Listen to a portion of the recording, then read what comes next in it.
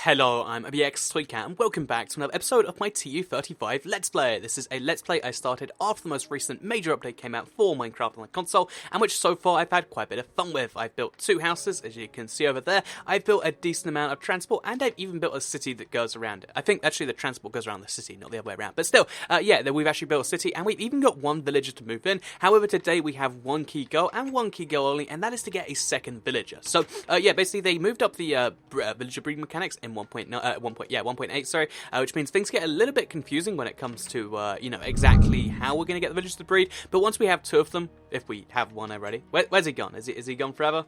Okay, no, it's just out there for some reason. But yeah, once we have 2 of them, we can work all of that out, and it's going to be kind of fun. But yeah, you might notice it's daytime right now. This is because, since we can only get 1 night in per video for the most part, like maybe 1.5 if it's 25 minutes, I figure what we should do with the rest of the day, because, the day is going to be here regardless, is we should use it to do some stuff that I need to do anyway that's kind of important for the city too, because having villages, pretty important for the city. Having a pathway that actually makes sense is also pretty important, because before, it was just kind of this big mess of, like, roads and stuff, whereas when it's going to be like this, there's a clear pathway you should follow that makes the city kind of just, I don't know, it feels like it makes a lot more sense when you follow these along, and I think that's kind of cool. So today I'm going to be working a little more on these, because for the most part, they're just kind of empty roads where there should be slabs, and what I have to actually help on that is a bunch of sand and a bunch of sandstone, and but since we're using half slabs, we should be able to get a decent amount of, work done on that, and that's that. So, one thing actually we do want to address before we go any further is actually that, in last part, we went to the Nether to kill wither skeletons, because I want to get a beacon, and, to get a beacon, you need to kill the wither, which is going to be really interesting on this side of the world, because I don't have all the enchantments that would make my life really, really easy. But yeah, but staying on the point, so, yeah, basically I really want, wither skeleton skulls, and it turns out I got one at, like, just before the end of the video, and I didn't even realize it, because for some reason, I don't notice the number with wither skeleton skulls. I've done this before, where I thought I didn't have a 3rd one, but I did, and I have no idea why it is. Like, I thought it was the 2 and the 3 looking too similar, because if you look at 2, and then you look at the 3 from that, I mean, you can kind of see how they look similar, right? Like the 2 and the... Maybe that's just me, but... yeah, basically, I actually did get a 2nd with Skeleton Skull, so now all we need is 1 more, which is... I think that's pretty positive stuff. So, I'm excited. Just 1 more with Skeletons to go until the exciting times come. And, I'm don't know. I'm generally kind of interested to see if I will win the fight the first time, because I do have this amazing, wither chamber on the other side, and the wither goes super fast. It's kind of a challenge, whereas on this side of the world, all I've got is an iron sword. I don't even have a diamond one yet. I probably have the diamonds to do it, but, I'm still trying to, I'm still waiting till I get, fortune on my pickaxe before I'm really going to be spending too many diamonds. But yeah, it's going to be kind of exciting, kind of weird, and that's just kind of one of the things I'm dealing with. So, one thing I actually realised I should check, because we have all these half slabs, is maybe I should put lighting below this, because one of the things I don't know is, do half slabs actually... Yeah, the half slabs have a weird lighting glitch to them, and if I have a light underneath there, will it shine through? Because I know when it comes to half slabs, there are some weird ways they'll block off lighting, and some weird ways they won't. For instance, if you have carpet on top of... it looks like there's more light here, but I might be imagining it. Let's do it here, where we can say for sure. So, destroy the slab. Place a hole in the... Wait, let's get this first. Place a hole in the ground. Put a torch in the ground. Cover that up. Okay, that's the easiest way to tell for sure. I guess this light is coming from the lava, or it's coming from day. I'm not sure why there's light here, but it seems like it's weirdly extra light, like the tiniest bit extra light. Like maybe the torch is affecting something. So we'll leave it down there in case there's ever a glitch and that changes.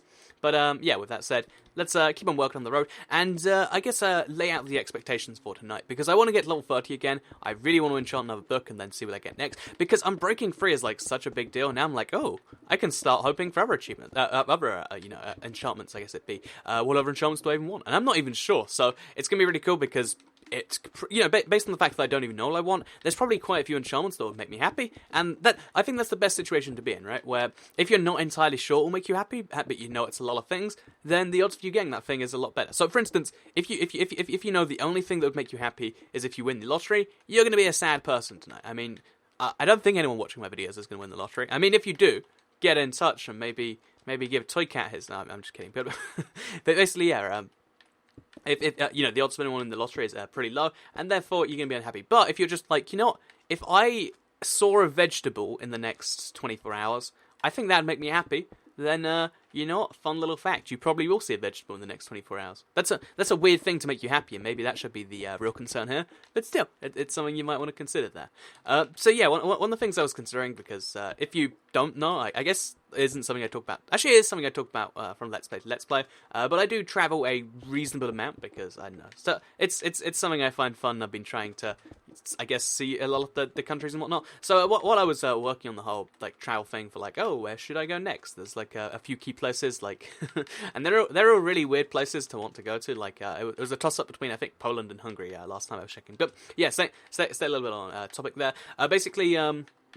While I was doing that, I started to realize because when you actually go from certain European countries to other ones, you actually don't need a passport, which is it's really cool to me because I mean, what does a passport really prevent or really help people with? I mean, I guess to some extent it means only people who are allowed into your country can come in, but with certain like border people, I guess they're really only checking does this say one of the 28 countries it's allowed to say how many countries are allowed to just come into the country if they're going, from France or whatever, and they're like, oh, you're from the UK, that's fine. That's literally all they do when you go from the UK to France. Even though they check passports, they just check, I guess they check your face too and they make sure it matches. But like a passport is one of those things where I feel like it made sense in like the early 20th century or something, and now we just keep it up because, what are you going to do, abolish passports?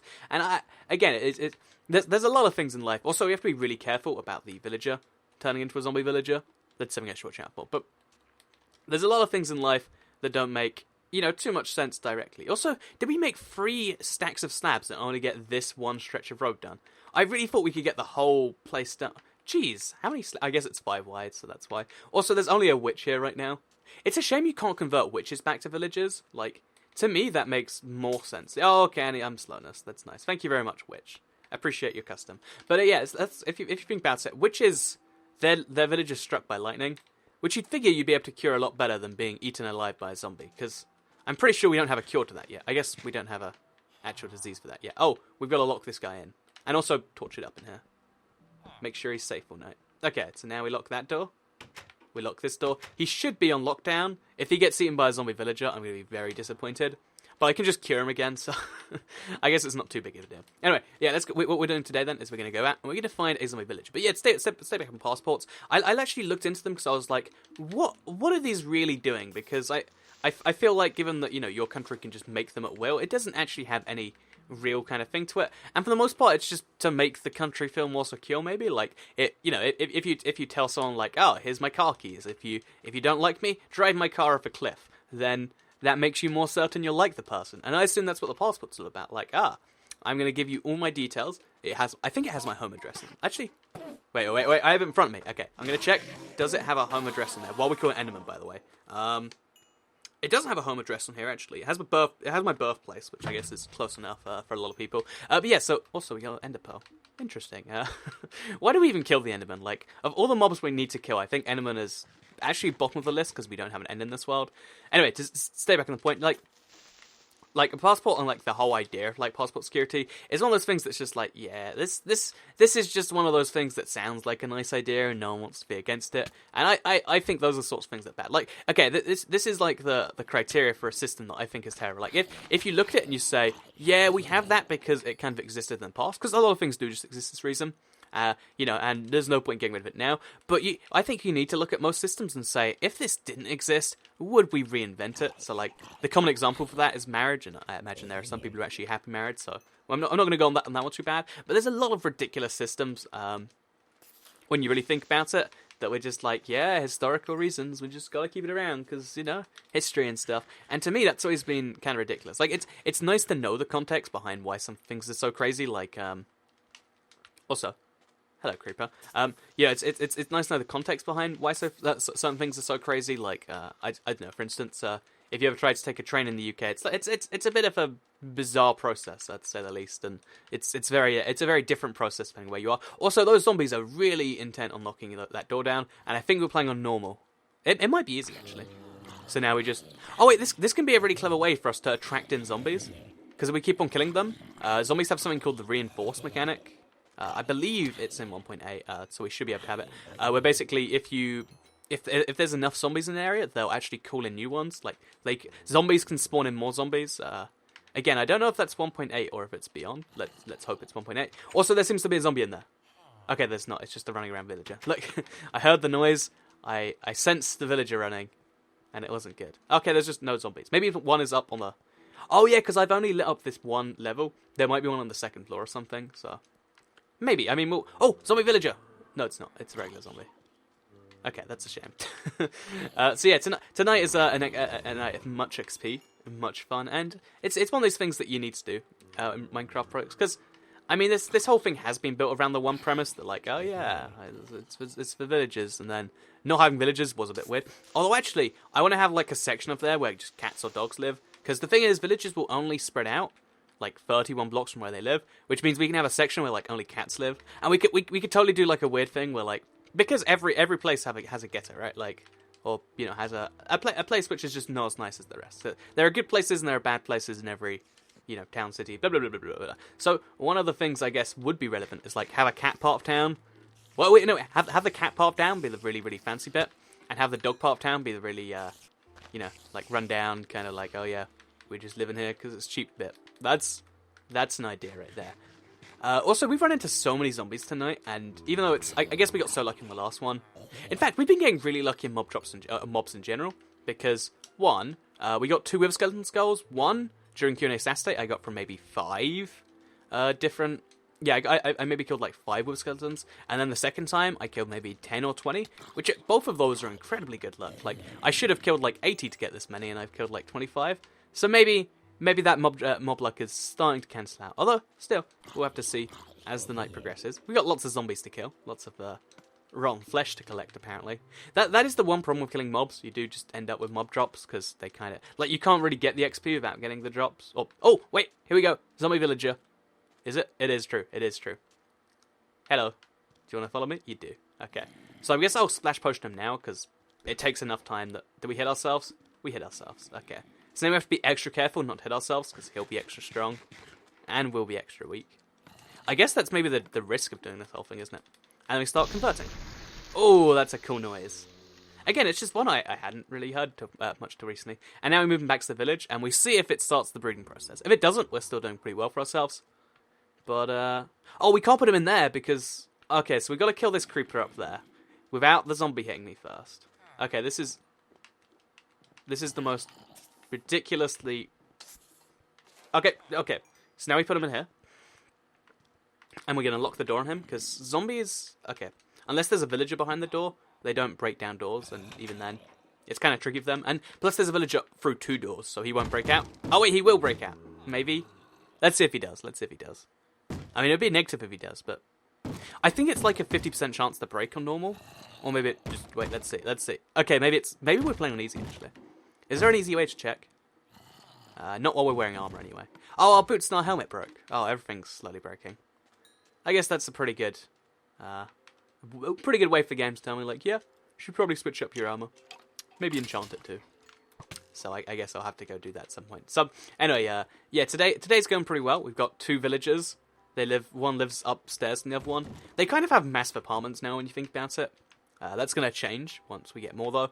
And we have a few more minutes left of night, so I'm going to run around. Oh, wait, we can't run too far away from the zombie villager, because of course he will despawn, because he is still a hostile mob. And that means we've got to be careful about this, so...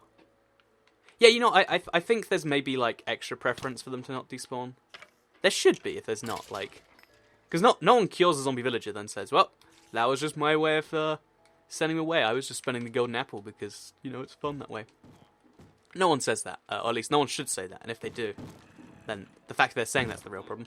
Okay, so yeah, he's going to keep knocking down the same door. As long as we can hear that banging then, we know that that's a good sign.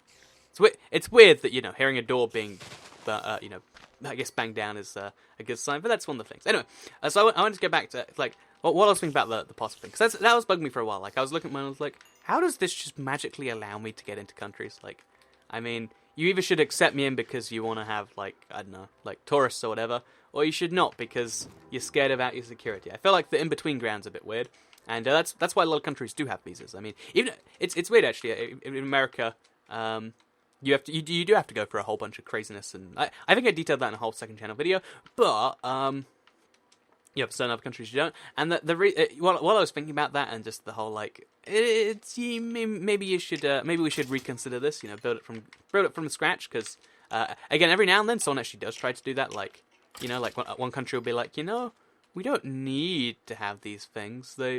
they kind of are a little bit unnecessary, but everyone's like, whoa, security. And again, that's the problem with trying to remove something. It's a lot harder to, take away something that exists now than it is to just have something not exist. Oh, no, I didn't want to let you out. You'll burn. Should I let him in? It's not a good idea. We'll do it anyway. Okay, so as long as...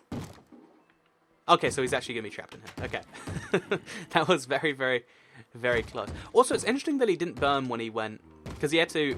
Obviously, to get down there, he had to climb down here. He should have burnt on the way down. Maybe now converting villages, they don't burn during the process. Oh, also, he should be finished converting in like a couple of minutes, so... Oh, wait, we could watch the finished process. Because he's going to be so busy on the door, we can literally just stare at him. We can also organize our inventory. Oh, wow, it happened just then, too. So we got Bane of Arthropods for 21 emeralds. That's the worst deal I think I've ever seen. Even if that was sharpness free, I'd be questionable. But Bane of Arthropods might be the worst enchantment, so thank you, librarian. You're doing a real good service here. And then also paper. So one thing we're going to do, just to quickly check, is we'll give him free bread. And that should make him willing to breed. Maybe he gets hearts over his head. I don't understand the process. And then we give this guy free. I think it's free bread. It might be 4 bread. Let's just give him 4 bread. You can have the 4th bit of bread.